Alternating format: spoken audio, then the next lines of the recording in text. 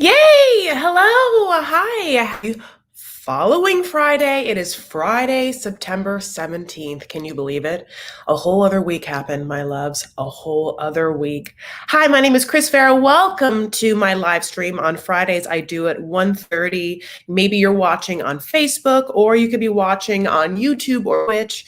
I don't know how you got here, but I'm happy you did. It's Friday, as I've already said, what, 4 or 5 times? But here's the thing, I've somewhat committed to doing like a little pop culture touch base with the stories and things that I have been quote unquote following throughout the week. And this week, specifically, if you are in the news, it has been a true crime-esque week where we have two big stories that I want to really dive into. If you watch the pop culture show that Wa and I do on Wa's channel on Wednesdays, and that's usually 6 p.m., sometimes 5. Pacific Standard Time. So we did that Wednesday. We got into the Murdaugh murders. We also deep dived and went through a bunch of different looks of the Met Gala. So if you want to hear me, A, ruin everyone's name, say everyone's name wrong, but also B, I think give, like my commentary, if you feel it's influential at all or interesting at all, on a barrage of different looks, including my favorites. That was what happened in Say What on Wednesday. So I'm not going to go over the Met Gala looks, but I am going to deep dive more into the Murdaugh murders. I mean, come on. Okay, that's something that exists, as well as the situation with, I have to think right, Gabby Petito. So we'll go into those two things, which is crazy and horrifying. And as much as I'm going to go into these stories, it's like obviously horrible. They're, like, I don't know about Gabby, but I don't know if she's murdered, but it doesn't look good. Okay. And there are other murders involved in her story, which we'll get into, maybe or maybe not. The other ladies that were missing around where they were. So that's what's on the docket, as well as some other, fun things. And I'm excited to go and dive in with you. If you haven't yet, please like this video. Just give it a little thumbs up at this moment, wherever you are. On all the things, because that algorithm tickleation is like the one thing that I truly need. I need it. And sometimes a relationship is, I think, a give and a take, where I'm going to try and give you as much fun information as possible. And please just give me my algorithm engagement. Okay, ha ha ha. So you know how to do it. Here we go. So let's talk about the Murdaugh murders. I thought about deep diving and putting all the pictures on, but I really feel like I want to talk about these cases, but I don't want to make it such a spectacle that's like, either you know about what I'm talking about and you can look and see what they look like or whatnot, but let's talk about them. So this is a crazy situation, and I have a CNN timeline that really goes into what happened with them. Let's talk about it.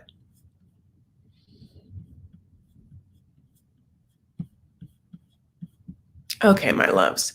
From 1920, 1920, to the year 2006, 3 generations of the Murdaugh family served as the 14th Circuit solicitor, which leads prosecutions in a part of South Carolina, different counties of South Carolina. It started with Randolph Murdaugh Sr., who was elected in 1920 and serves until his death in 1940. And then his son, Randolph Murdaugh Jr., takes over the position and serves until 1986. And then his son, Randolph Murdaugh III, is elected to the role in 1987 and served through the end of 2005. Now, so there's now 3 Randolphs. The third Randolph has a son named Alex, and that branch is what we're going to be talking about. So in 2006, the family does not have that position anymore, and that goes to a person named Duffy Stone. This is the South. Not that that means anything in particular, other than there's a person named Duffy Stone. I don't see it, a lot. Okay. I'm so happy to see you guys are here. Yay! I'm so happy. Thumbs up. Thank God. Lisa's here. Yes. All my friends are here. Okay, great. So Alex is the son of the third Randolph. Alex has two sons, has a wife.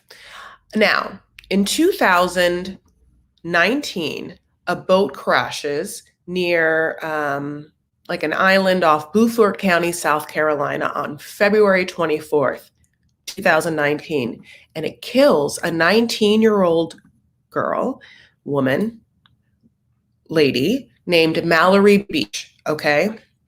6 people are on board at the time of the crash on the boat, including Paul Murdaugh, who is Alex's son. This is just like so many Murdaugh men. Okay. Who is an attorney, and of course I said the son of Randolph Murdaugh, and he also owns the boat. Duffy Stone has to recuse himself off the case because of the fact that he has been a longtime Murdaugh lover. I'm kidding. Horrible. And again, Mallory died, and this has nothing to do with Mallory, but like this is such a crazy story. There's going to be like some, humor, me. Okay.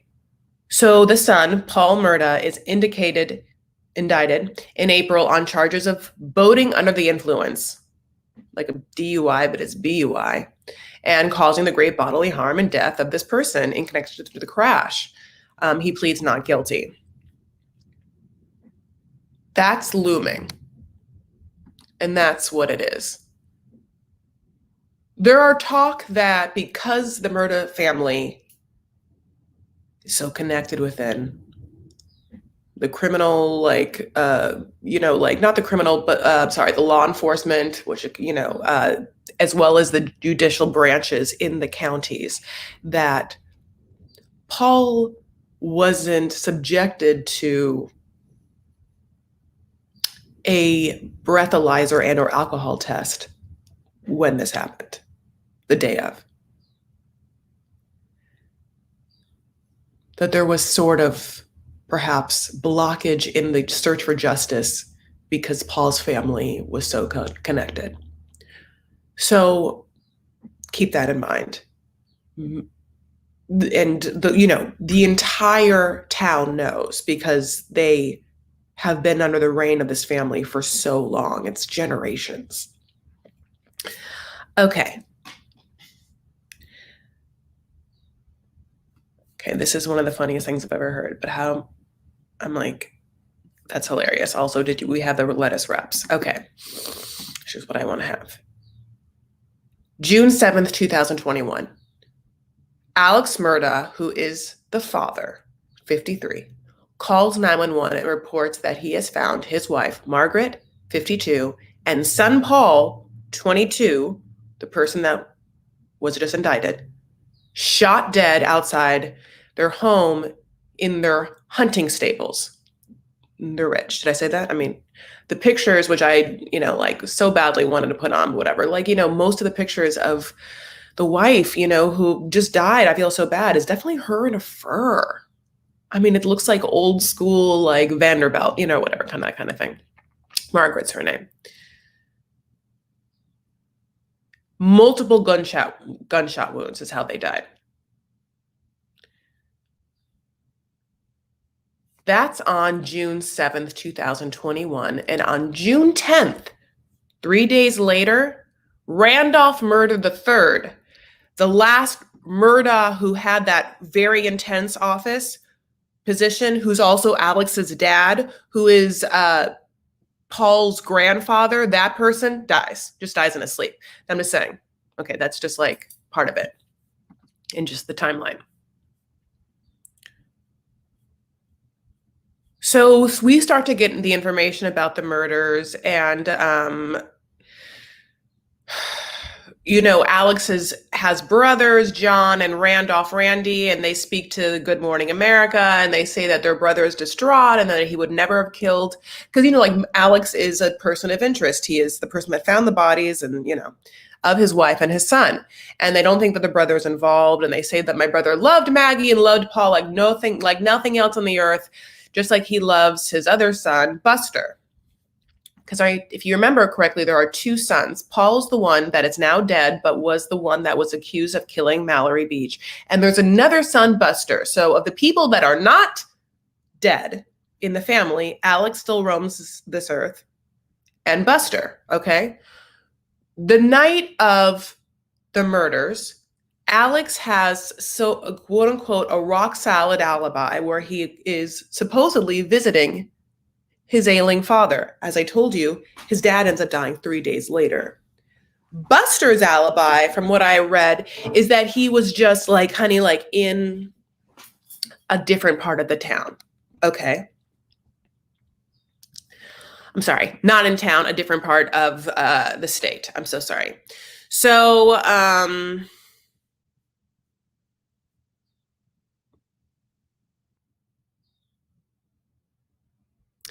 in June 22nd, wait one second. I want to make sure I get everything right. Okay, so in June 21st, the law enforcement acknowledges the interest in the case and asks the public to withhold judgment until the investigation is complete. They say the case is complex. We will not rush this or any investigation. Investigative decisions we make throughout the case must withstand the scrutiny of the criminal justice process. And our agents continue to interview possible witnesses, and they're working tirelessly to build a case against any person responsible for the murders of Paul and Maggie. Murdaugh, blah, blah, blue. He indicates there's no clear suspect in the double killing, and says, in regards to the boating case, this was not the situation when I recused my office in the aftermath of the 2019 boating crash for which Paul Murdaugh was eventually charged, Stone said in the statement. In that case, it was immediately apparent Mr. Murdaugh would be a suspect, that his father owned the boat in which those involved were traveling, and that other passengers are related to employees of my office. Thus, any comparison in these cases simply is not apt, because I told you he recused himself in the beginning, but not now, this new murder. They also reopened an investigation to the unsolved death of 19-year-old Stephen Smith, whose body was found in the road in 2015 in Hampton County. And the agency says the probe is being reopened based on information gathered while investigating the deaths of Maggie and Paul Murdaugh. Okay, so what? And then Alex and his other son, Buster, announced a $100,000 reward for information, of course, leading to the conviction of any person responsible for the killings of Margaret and Paul, their mom/wife and son/brother. And then July 22nd, they released the audio of Alex's 911 calls when he found his wife. Then Stone, on August 11th, recuses himself.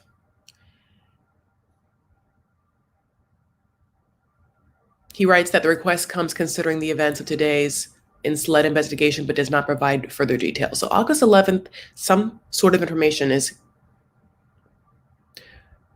shed or come to light that we don't know yet, and that forces the head prosecutor to recuse himself when he initially hadn't, when he had for the same family in a different case and had tried to tell us why, he didn't need to, but he does. On Friday, September 3rd, then Alex Murdaugh resigns from the law firm that he works, Peters Murdaugh. He just resigns. Saturday, September 4th, the next day, all right, he's driving. He gets flat tire. He gets out of his car and he is shot in the head. And he calls 911. It's a superficial wound. Now, everything I told you is what? Oh, what? Then this happens, and it's what are you saying? So, my loves, this is where it gets crazy. I'm going to stop reading so I can really get to you. It's revealed that he hired the hitman. The hitman is a man that he represented in court cases before for like various things, and that this man also was his drug dealer. Because Alex, after resigning from his firm, says that he is an opioid user, has been for 20 years. And him was his drug dealer. The reason why he hired this man to shoot him, oh no, is my internet bad? Okay, the reason why he hired this man to shoot him is because he wanted to kill himself and give Buster, the only remaining Murdaugh in this family, a $10 million life insurance policy. Also, his firm comes out and says that the reason why he just quit is because they are launching an investigation into embezzled funds on his behalf. And then Alex's lawyer comes out and says that the man who Alex hired to shoot him was really just taking advantage of him because he's an opioid drug addict, and that he really like didn't have the culpability responsibility of the situation. He was just merely, like in the throes of it, all of the pain.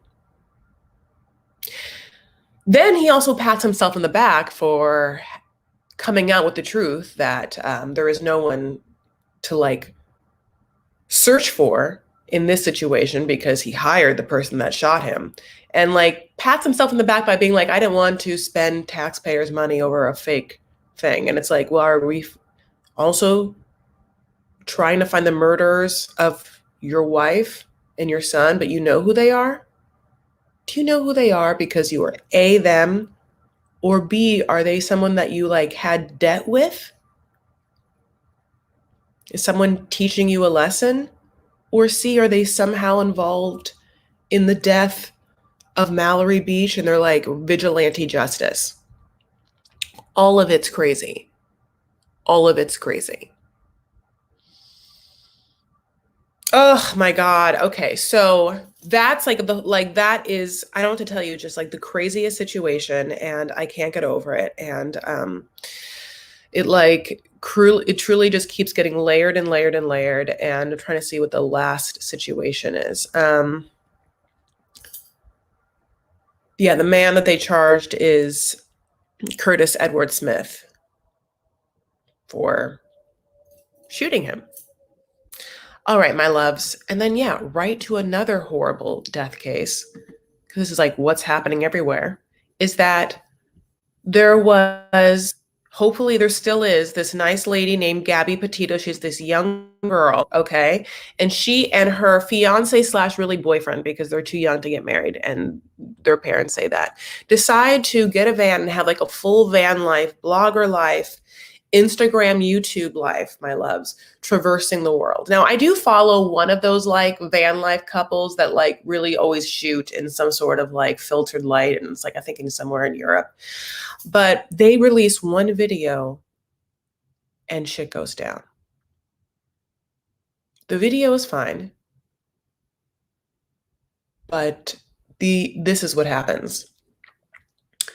They're around the Yellowstone area. At some point in that same area, 2 women were found killed. In a different situation, 1 month before September 11th, I think it was when she was officially, I think not, it was September 11th. To find out what the date was when she was declared missing. In August, there was a domestic disturbance call, but they were in a van, so it's like domestic or whatever, but like where there are police footage of them having to take care of Gabby in the situation with her boyfriend / fiance. They call it a mental health crisis, but basically that night they get her a hotel room and he stays in the van. Or the other way around. They separate them. Suddenly, after this situation, a couple weeks later, the boyfriend returns. Gabby has not called her mom in a minute, has not texted her mom. The last text was like, don't really have reception. We're in Yellowstone, the Grand Teton area. The mom thinks that's weird. When the boyfriend comes back, there's no Gabby. And he's not talking at all.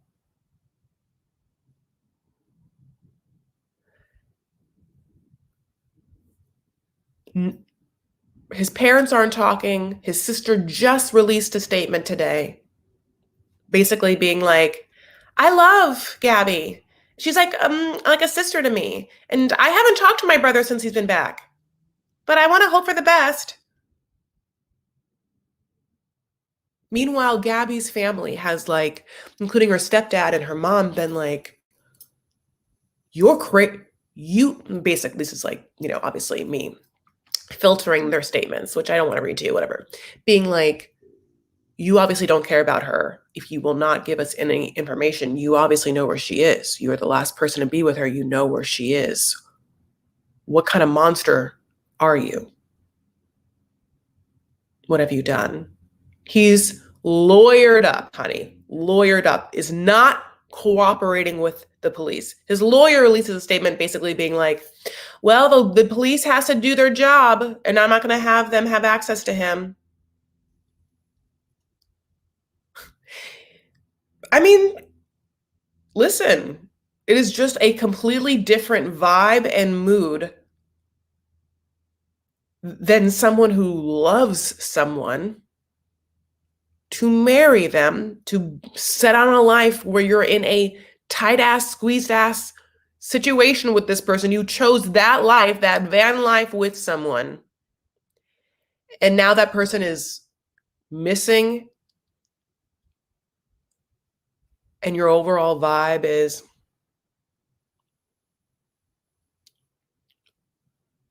tell me if you find her, but I'm not helping. It's just, it's like, you can say, there are such justice situations you have, to protect ones from certain situations, but there are just logic. He's obviously guilty. He's obviously guilty. I don't know what you want to say. What world is he not guilty? Like, what is the circumstance in which he has clean hands in this? That she kills herself, jumped off Yellowstone, and that he just didn't help her. He didn't know what happened. He's afraid of saying that truth. He told her to do it. He pushed her. He was so messed up on drugs or whatever it was that he wasn't able to help her. I mean, that they got in a fight and that he just dropped her off somewhere in Yellowstone and then left and was like, I'm not responsible. Maybe she's dead. That's not on me. It seems like that is like what his only argument is. His only argument could be that he just left her there, took the van, and that they're both responsible adults. And even that is, oh, well, you're a monster. You're going to leave a 19-year-old girlfriend / fiance in the middle of a national, forest reserve with bears and shit. I was there. I love the Grand Tetons. I mean, you know what I'm saying? It's too bad because Jenny Lake is one of the most beautiful places ever. And I don't want it to be tainted, but what happened was, my loves, and I said, is two other nice ladies, two other women who were in a relationship and enjoying a romantic, I'm just assuming, nature trip, were killed around the same time that they were there, and now they're trying to link that with possible either them or him. I mean, is he going to say that they try to go on some sort of Bonnie and Clyde murder rampage? Somehow she either killed herself because she had guilt, or you killed her and now you're not saying anything. There is nothing you can say that will make me think that there isn't just blood soaked in his soul. I mean, he is marinated in her blood, right? Okay. Lisa says, sorry to say this little girl hooked up with the wrong guy. So sad. That is true. But I mean, at the same time, they were high school sweethearts. She's young. She's known him for a minute, but she's 19. So high school sweethearts means she knew him like 5 years. He's acting guilty. He definitely has info he's been sharing at the very least. Yeah. It's a basic thing where if you are in love with someone and that person might be dead somewhere, laying somewhere, and you might know something about it, that you would help the situation and not hinder the situation. And you hindering the situation, there is no logic other than you are hiding something.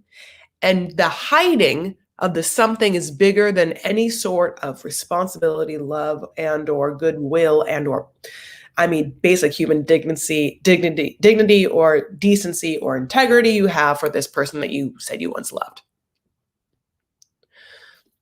Totally narcissistic, manipulative behavior in the body cam, acting cool as a cucumber. Yeah, so Lupe is bringing up, they released the body cam footage of the police people having this kind of like mental health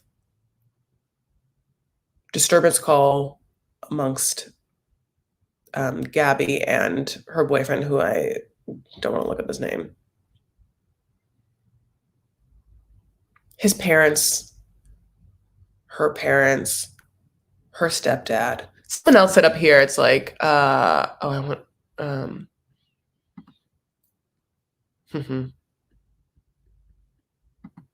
a morally corrupt family. If his family's coming up for him, Chris, wouldn't your dad hunt your BF down?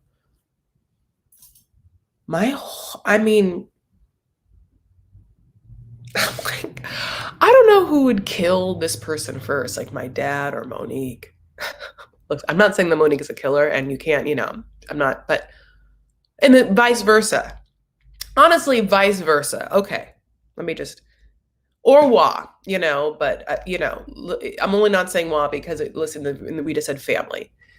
I don't have a sister, but Monique is my cousin and has been on this channel, but hasn't been on in a minute. So if you don't know who Monique is, she's also over my Instagram. I love her very much. If Monique was missing, had a boyfriend. Now, Monique is not, my God, a van life girl, and I love her so much. I wouldn't let her do it. But if she was like, I'm going on a road trip with this person, and I'm like, okay, I don't want you to do it, but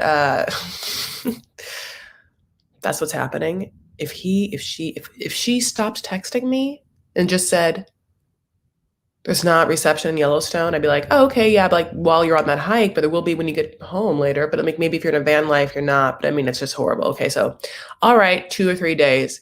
If I didn't hear from her and then he showed up in that van and she wasn't there,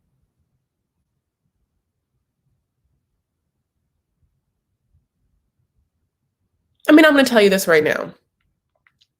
My whole life at that point would be obsessively, compulsively thinking about how to get at him and how I balance wanting to murder this person with the fact that I need him to tell me where she is. I would have fantasy after fantasy of just like peeling back his fingernails until he told me. Really, like whatever it would be, just like if he has a penis, just like getting like a branding tool or some sort of vice, and just so slowly, really, really just fusing together his balls in a grip until he told me everything. And I would leave the grip there and I would go find her. And if she's alive, God bless. And if she's, I'm not going to fucking, I would still come back and kill him. I'd still come back and kill him. He'd be there, honey. I don't know. Like, I'm not aware in this fantasy is, and you have to really know that I could easily delete this live if anything happens. But like, it's kind of like, I guess, because I've never, like really tortured anyone, but like, so I guess it has feelings of like the Princess Bride-esque torture chambers, because it's like, that's what I can kind of think of. It's like, he's there. I have various tools. Yeah, no, I'm like, maybe it's like just needles and stuff like through his balls and stuff. Like, I don't know why. His balls are really like where I'm, I guess, fixated on. I think that's kind of like, I mean, I would just like champagne saber. I got into that, by the way. Have you seen those, by the way? People that will take a bottle of champagne and like a saber, honey, will just like cut the bottle of champagne off, I guess. And then this is like, I kind of want to do it. It sounds cool, but like when the champagne just pours out, you like waste so much champagne. But I guess it's cool. But I would just like do that with like his dick.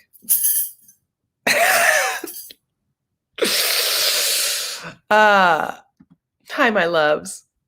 Should I stop talking about really killing someone? I mean, okay.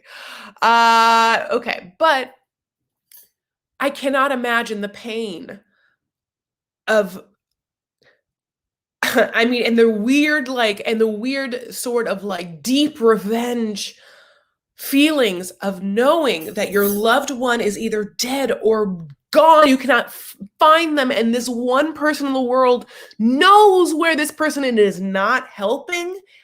I don't know how you would keep the mother from like coming in to to that boyfriend's home. I mean, like, I would do anything. I'd pay whatever horrible Russian mobster, like assassin, I could to get at him. I mean, I shouldn't be saying this, but don't come after my family, the kind of like Law and Order Russian mobster kind. I'm not quite sure because I haven't done my research, but the kind that I think that will like take him, like kill him, but like somehow get the information, but then kill him and like put his body in one of, my love's like a porcelain bathtub and like just put it with a bunch of acid and like the acid just kills, the body and everything and just like, melts it down the drain. Just like, I mean, not that I've thought about it, but it's a, smart way to do it.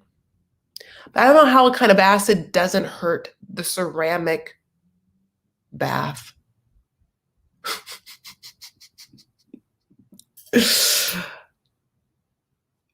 Amen. I feel very, it's like, it's Real Housewives of New Jersey. Do not come after my family. Okay, so yeah, no, I cannot imagine. My heart feels for them. And I feel like as a society, like, are we not just like, when's this boyfriend gonna fucking talk? Who are his lawyers? Isn't it weird to think that like there are people in this world who are lawyers and lawyering is a whole big profession with so many different aspects of it, but then one part of a lawyering aspect is just representing someone reprehensible who it's obvious that this person again is soaked in the blood of someone or the blood of many in different cases. And you just represent them. You know that they're horrible, and that is your job to not have this person pay consequences, to allow this person to walk the streets.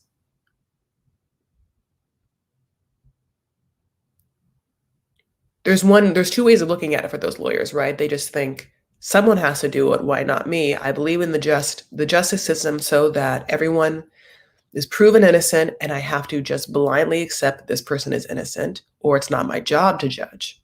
That's the judge's job.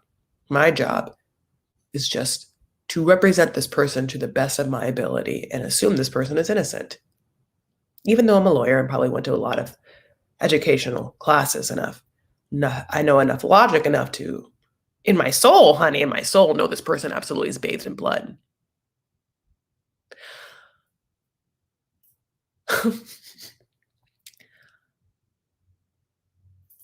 Lisa, I think it's muric acid. Muriatic acid. Why does it make me LOL? Okay. Did your dad buy you those mangoes from Lebanon? Half of them I love from Syria and half of them from Dearborn, Michigan, which is the little Lebanon of America.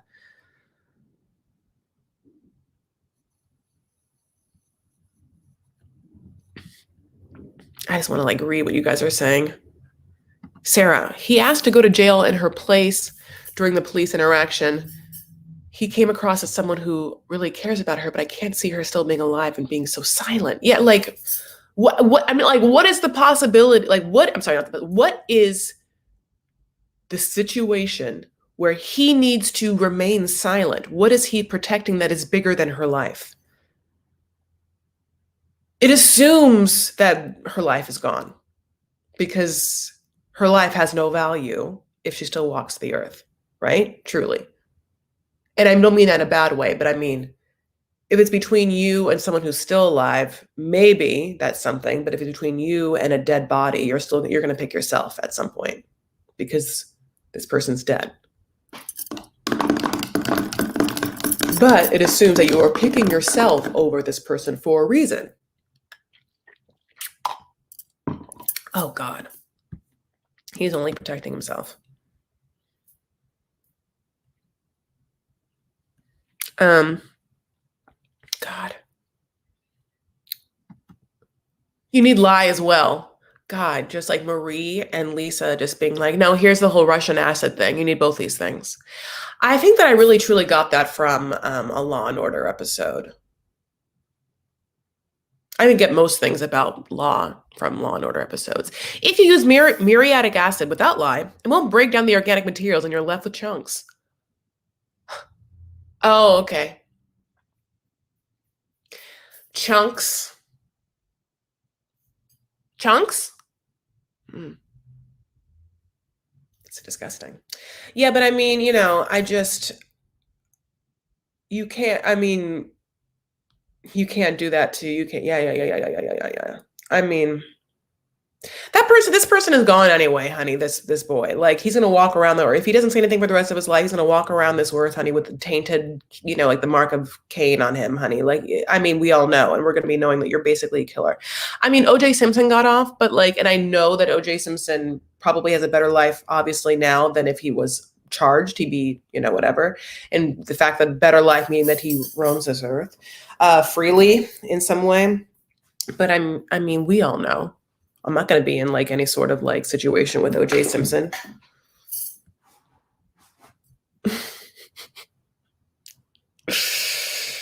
I mean, logically, his parents did exactly what many parents should by hiring an attorney. And it's foolish not to follow the advice of your counsel, but if she were alive, he'd absolutely have said so.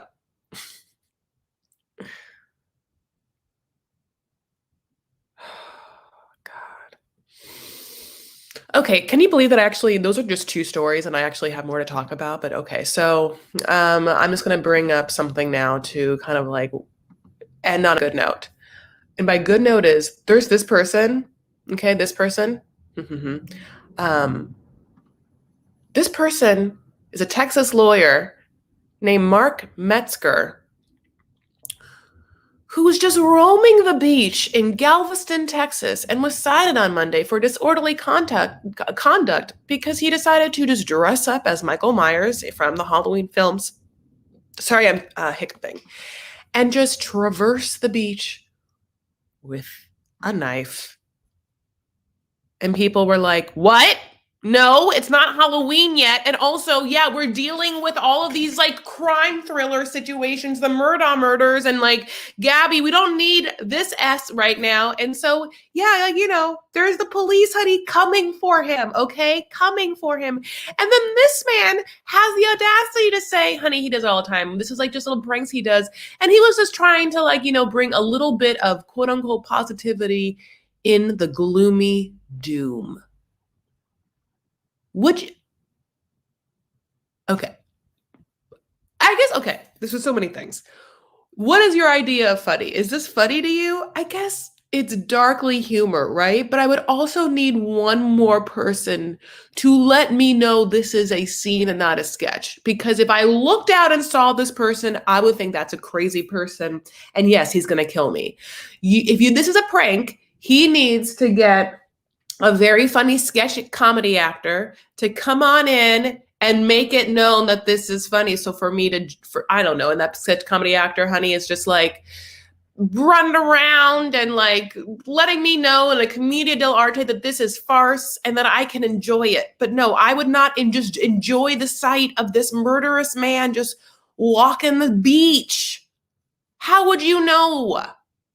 Look at him on the, like, is there sand crabs in Galveston, Texas? I don't know.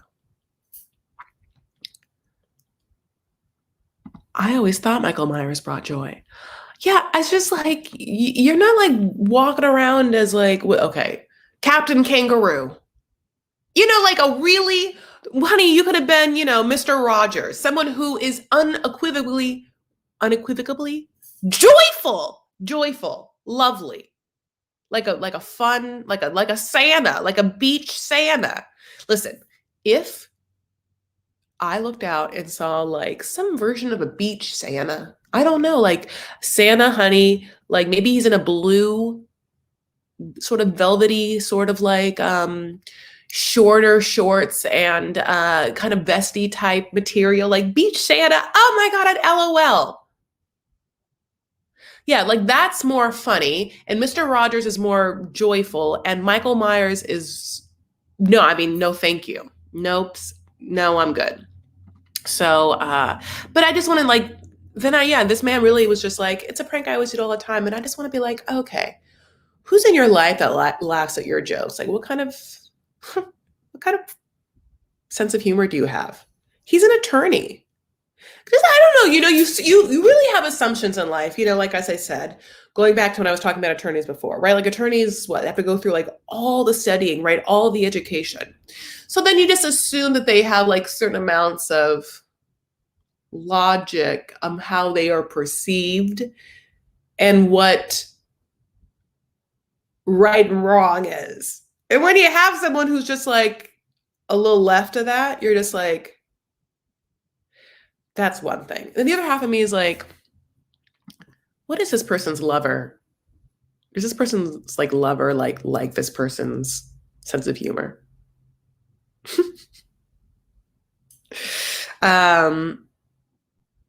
Steve from Blue's Clues. Absolutely. And great topical part. Did you guys watch that Steve video? I tried to, it's so funny. I actually did try to record a snippet of it, but it was actually much longer than I could really give. But I really loved Blue's Clues. I thought I really enjoy that energy. Steve from Blue's Clues, Mr. Rogers. And yeah, I think that in a way, I'm just going to throw this out there because it was on TV last night. Julie Andrews and Mary Poppins. The type of energy that these people exuded is very attractive to me. Obviously not in a sexual or romantic way, but the type of energy and presence these people have and had in the way that they talk to children. But it's not just talking to children. It's truly just talking to us. I was not a child when I was watching Blue's Clues. I think I was probably, I don't know, I was like not a child. I was a child when I watched Mary Poppins the first time, and I was definitely a child watching Mr. Rogers. But all these three things definitely been an adult to witness these three people talking to camera, right? Because Mary Poppins is obviously a movie, but it's such an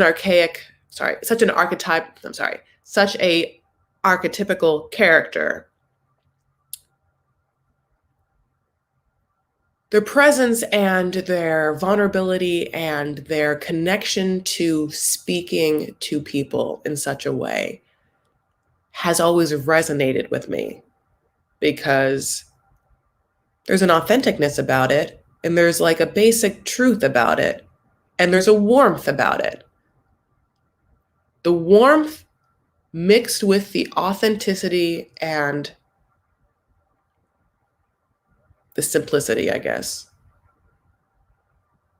is just not something we get from adult personalities that are hawking and selling things to us, or have personas and brands to maintain. Or when you think of media personalities and the way they speak to you, there are some, I think, like if you kind of isolate, let's just say talk show hosts, the way that Drew Barrymore comes off on screen and the way that Kelly Clarkson comes off screen does have like a warm energy, right? And I think definitely Rosie in her prime had that too.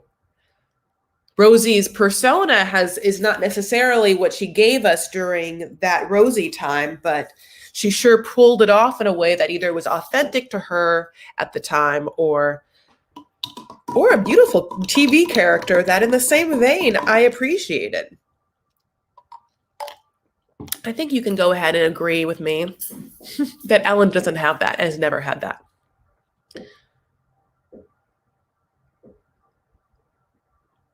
Ellen doesn't have a vulnerability, authenticity, and warmth that I have ever truly resonated with, regardless of the fact that I'm weirdly some person that like got a story blown up in the middle of the pandemic because I served her with chip nail polish 7 years ago, right? So that's just a weird thing that is true, and I must acknowledge it. But besides that, and if that didn't happen, I can arguably say that her energy for me wasn't the same as what I'm talking about. So anyway, media personalities are very interesting, and the way that Steve comes across is very is incredibly attractive to me. And just this, like, I want so badly, I think sometimes, to gravitate and be around someone's energy who is grounded, authentic, vulnerable, real, warm, right? Or caring. I really hope that in the aligned version of what I want to give to someone, I would probably say the same. I hope that like my energy to people when I talk to them would be that sort of just this warm, wise, caring, grounded, you know, whatever energy. Okay. So, different from Mike Myers, honey, just walk in the beach. So, are you guys into verses? Moving on to celeb stories. I have one that I really, really love. The internet blew up, Twitter specifically, with the news or the possibility of a verses. And this was initially brought up in a tweet a couple months ago, but was then ignited because one of the people went on a podcast and said that they would be down, which is a versus battle between Katt Williams and Kevin Hart. Who do you have? I need you to know that in every vein of me, honey, it's Katt Williams. I love Katt Williams. I love Katt Williams so much. His point of view on comedy is ridiculously funny to me, and I enjoy his presence and his energy. And I know that now I'm not going to agree with every morsel of what he says because he is so drastically different as a person than me. But I mean, no one's funnier and no one's quicker. And his like, when he's ranting or whatever, like he just makes me LOL. And he isn't, he, you know, like there's parts that are so like other, like, you know, he quotes Richard Pryor as being like a huge influence, and I wish that Bernie Mac and him could like do some sort of special or whatever. But let me say, Katt Williams, you might know from Wild and Out, but Katt Williams, if you haven't, and I've talked about this on this channel for the past 10 years, like off and on, Katt Williams, The Pimp Chronicles Part 2, his HBO special, I think it's HBO. It was a seminal special that I still quote to this day. Greasy ass, bell peppery ass nose. I don't drink no Alizé, but bitches do. I mean,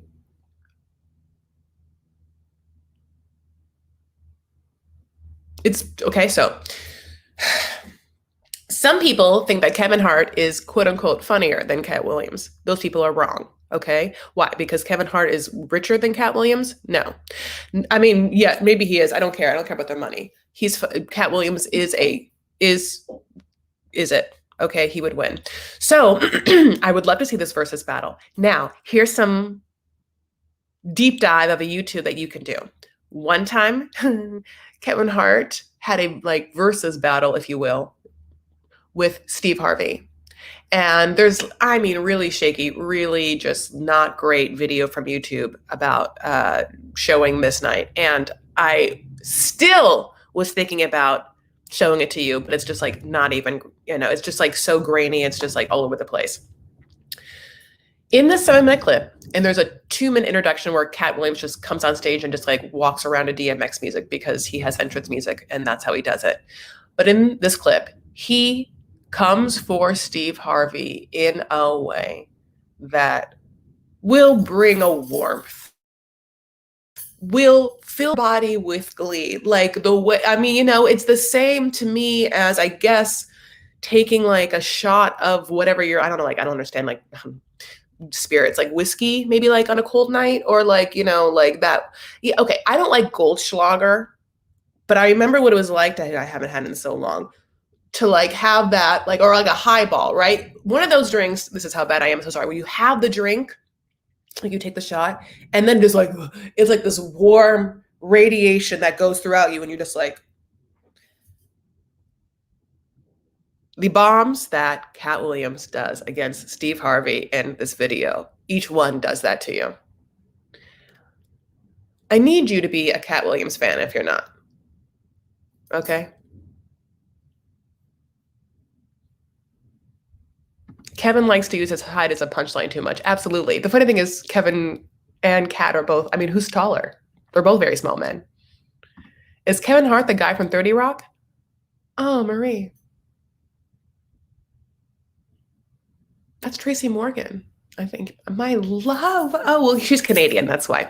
I'm dead. Lisa. No, Kevin Hart, short black man, stand up. Yeah, Kevin Hart, God, there's like so many, like old, or like OG, yeah, like that Will Smith. I mean, I'm trying, he has like, 1 billion movies. And, but Katt Williams hasn't done that many movies. He's more of like just a stand-up comedian. Not that Kevin Hart isn't, because he's great. I'm not going to take away any success from him. But it's funny because I also like die in love over some Patrice O'Neal. And I watched this like Patrice O'Neal documentary that was on like, it was a docuseries maybe on Comedy Central earlier. And it has old school clips of Patrice and Kevin, and Patrice just like goes after Kevin, I think. But anyway, I just love it so much. Don't feel stupid. I know, don't feel stupid. Yeah,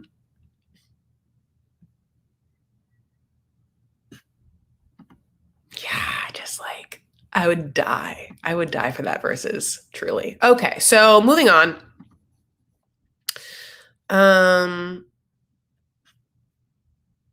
Shows. So no one talks about Big Brother, but I will say this. Okay, so I probably am going to, this will probably be the last week of me talking about Big Brother. But the reason why I'm going to do it is because we just voted out, big spoiler alert, Tiffany, and Chada. And those are my 2 faves. And the 2 women that are the reason why the Cookout, who is the 6 very strong from day one, all Black people alliance that historically is going to be like a big deal for the rest of Big Brother history. The reason why I feel they got to where they are was Tiffany. And it sucks. Sucks. But the first person they vote out is Tiffany. Meaning the people left are Chada, who's now gone. And now the 4 left are Big D, Azah, Xavier, and Kyland. Xavier is going to win. Not that he shouldn't, at least be in that final 2. I think the best final 2 would have been Tiffany and Xavier. I mean, and I say that because I would have loved to have Xavier and Tiffany be who the other contestants get to pick between for game, because Xavier has played such a backseat game in the sense that he has not beasted competitions at all, and played so softly and so delicately with white gloves that it is a meticulously non-threatening, incredibly successful and effective gameplay that you can vote for. Makes sense. Tiffany wasn't as delicate. But she made it, but she got it. But she made the moves necessary to like get everyone to where they needed to be. And so in that situation, who would you give it to? Tiffany is I would give it to Tiffany. Of course I would. I loved Tiffany. And I just like, how could you not? I'm happy that Xavier's playing the way he is because I think it's very interesting. And I think that it's a lesson in that kind of gameplay. But unless he beats at certain things, to show off the flip, there's no one else. There's no one else for me. Derek F is, I guess, funny. Can't win anything. And I don't know why he's there. Azah, who I think is absolutely gorgeous. Like every time Azah's on screen with her eyes or whatever, I'm just like, I literally just stare at those almond-shaped eyes and those eyelashes, and I'm just like, how is this? Well, the eyelashes are great, and she does a great job with them, but like the eyes are just God-given, and oh my God.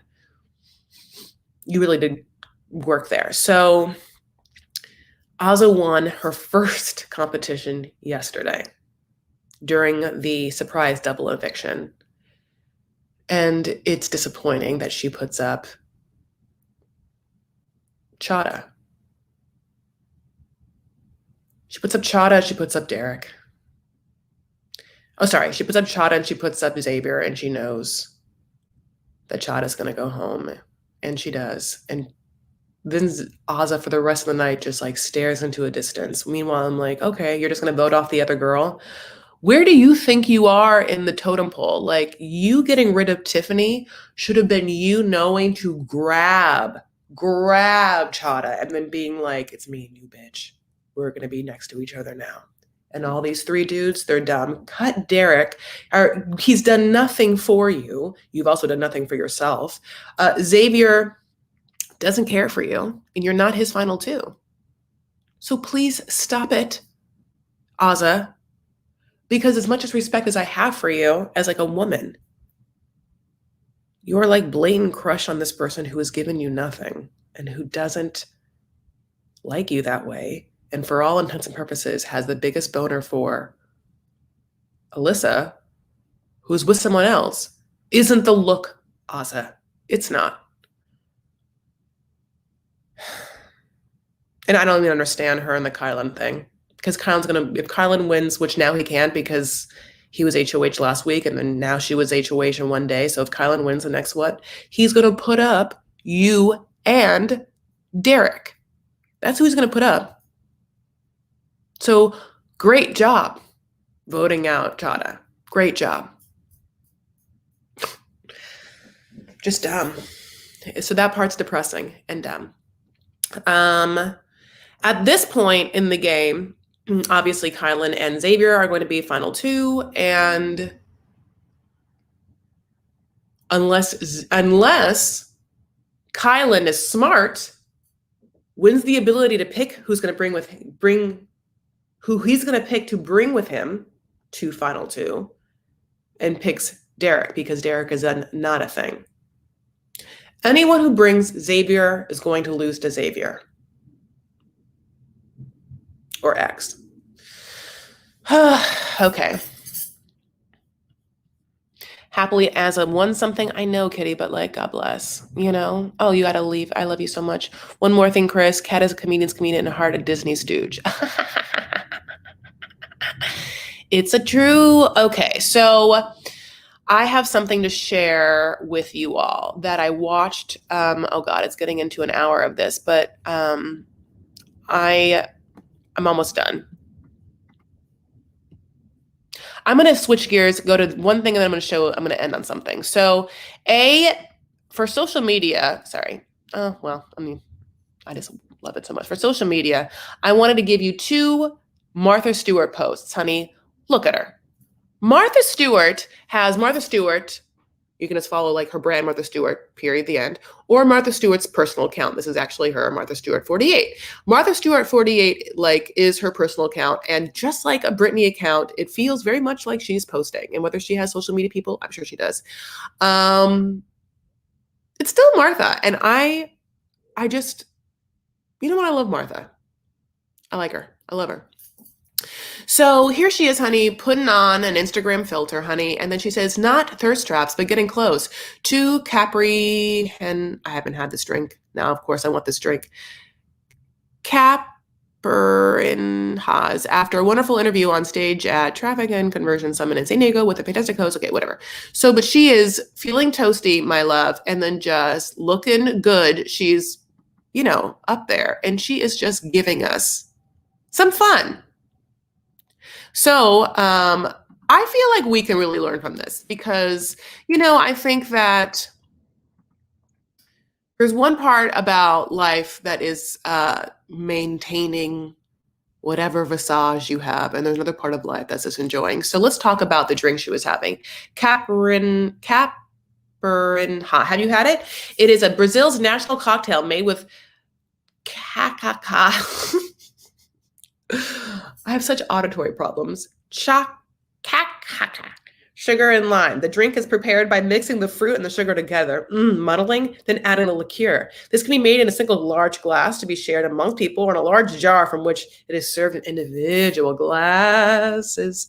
Ah, honey, that sounds good, honey. Just like makes you just want to like what have like a couple of drinks and just like put on a filter and just be like, this one. Put them all on Instagram, honey, and they vote for their favorite. Okay, so another thing that happened this week is they dropped the trailer for Steven Spielberg's remake or reinterpretation or what you will of West Side Story.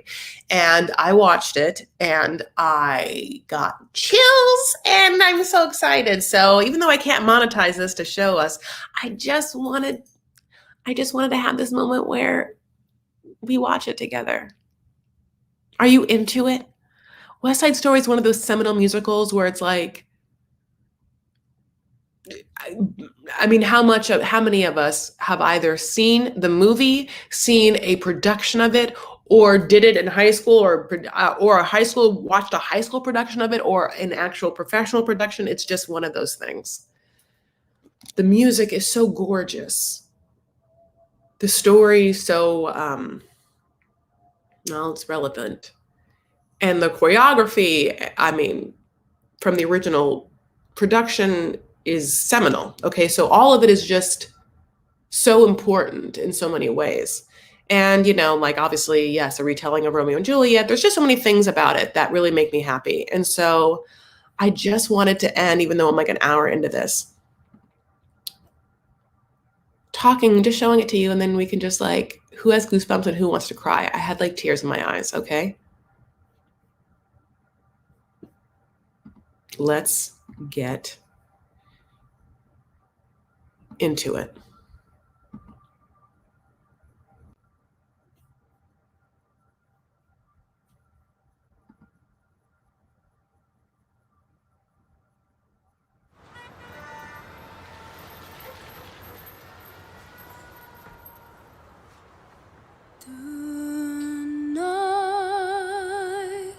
Tonight, the world is full of light.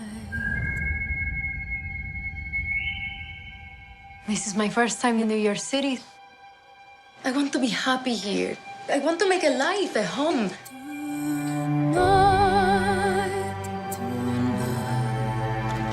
Are you ready?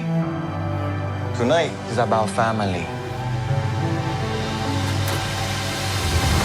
The first gringo boy who smiles at you.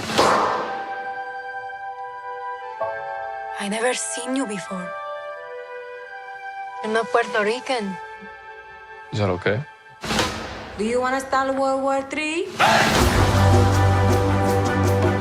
You know, I wake up to everything I know either getting sold or wrecked or being taken over by people that I don't like. You keep away from him as long as you're in my house.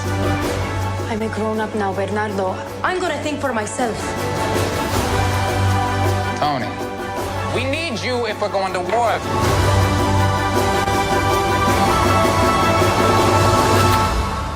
Who are you? Friend or foe?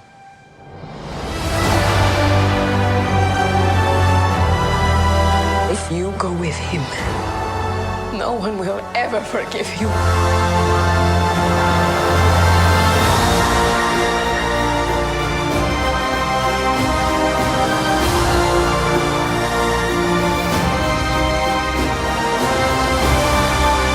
Life matters even more than love.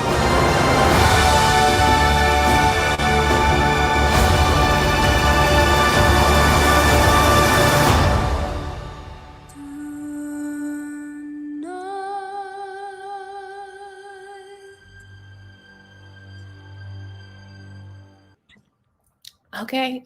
I've watched it like 4 times, and each time I am like, yes! Each time I'm like, fuck yes. I love West Side Story. What's your favorite song? Obviously they only show tonight, but like that beautiful voice, I can't wait for like, there's a place for us, somewhere a place for us, peace and quiet and open air, wait for us somewhere. There's a time for us. I mean, come on. Sometime a time for us. Time together with time to spare.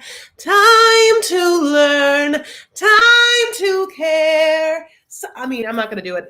I know I want to just belt. I mean, I am a musical theater nerd to my core, watching them, the beautiful dancing, the colors. God, you know what it brings back a little bit? Of course, it's West Side Story, but it also, because I'm 90s, it's a little bit, because it's Romeo and Juliet, it's a little bit Baz Luhrmann in the Romeo plus Juliet of Leonardo DiCaprio and Claire Danes, isn't it? Because of the colors. Oh my God, if you like that. Oh, and I do. Honey, I am into it.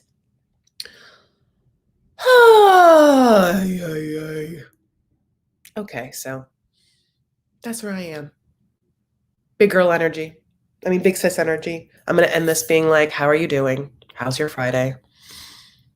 Are you taking care of yourself? Are you good? Have you done things for yourself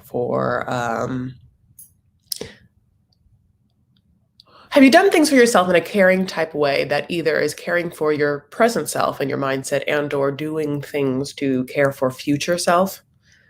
The caring for future self can be really, really great.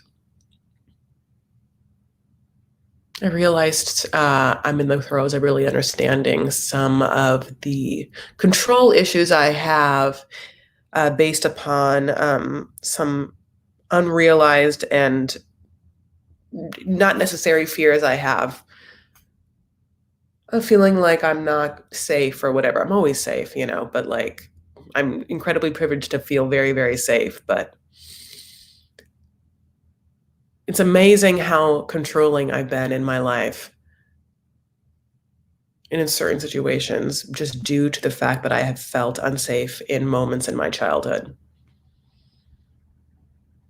I think that,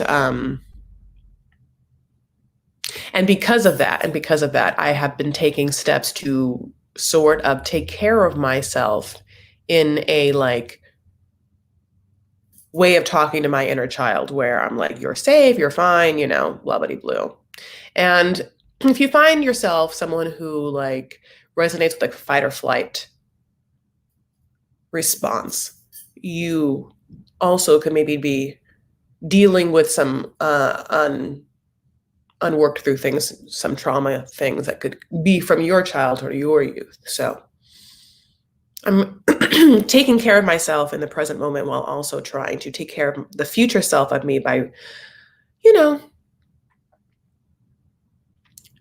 making sure that I understand that I am safe and that I've taken care of myself. There's no need to have unrealistic, unrealized fears, anxiety and fears, because those aren't real. It's just something that I'm dealing with from past. Okay, so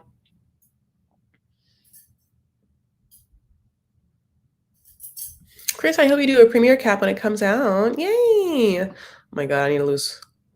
I've done keto and IF and went from 230 to 123. Jesus Christ. Have you seen the clip of Steve from Blue Clues doing a stand-up bit where he talks about how in the prime of his show he slept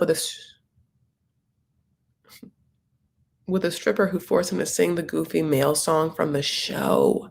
No, but do I need to? No, but I don't. I mean, like, should I allow myself to watch that and understand that that person is going to sleep?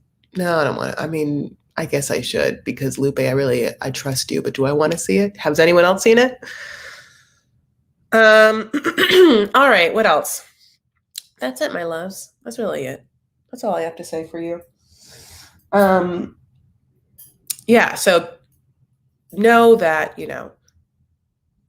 everyone's going through it and also dealing with the, new world that we're in. And I don't know, it can be very hard because you have to balance, like, in this time, like being obsessed or being into what's happening in the world, as well as being able to, like, also take care of yourself and focus on yourself. And the insularness, sometimes balancing that and the outwardness of the world is, like, difficult. I think that's where it's good, where you take social media breaks and such. Or, politic breaks and such, where you are Facebook scrolling and such, where sometimes you get triggered by outside things that really take you away from what's in the present moment, you, your family, or your house, or whatever it is. Oh, please do. Okay, so I agree. I love you all so much, and this is a great comment to end on. This is from Marie. Marie. Canada's going through, like, their elections. I saw that too. Love you all so much. You're such amazing people. Thank you for making Chris's channel so amazing. I agree. Thank you so much for spending your time with me on this following Friday. Those are the stories that I'm into or following. And by into, I mean just keep reading about. But those murders are really bad. And I really want justice for all involved. Truly. And that is it. You guys. That's it. You can follow me on Instagram and Twitter. I'm at Chris L. Farah. That's me. Have you ever met me? Of course, you're welcome to send me a super chat if you want. You're also welcome to Venmo me. If you're, like, on Venmo and you want to, like, give me a little tip, God bless, you don't have to. Truly, like, tickling the algorithm by liking this video and subscribing is very hot and important. And commenting is, like, makes me just tickled with, glee. I keep saying tickled. But if you want to do that, you're welcome to do that too. I'm on Venmo, as I said. I'm Chris Farah. So Chris L. Farah, Twitter, Instagram, Venmo, Chris Farah. And then finally, if you're on Facebook or you want to be on Facebook, you can join my private Facebook group. That's Vanity Farah. Lupe is going to go ahead and post that Steve stand-up clip from Blue's Clues where he talks about banging that stripper that made him sing the song. But I also post before I go live. So that's always there for you as well. Other than that, R.I.P. Norm Macdonald. Speaking of, like, comedians with great points of view, and what a smart man.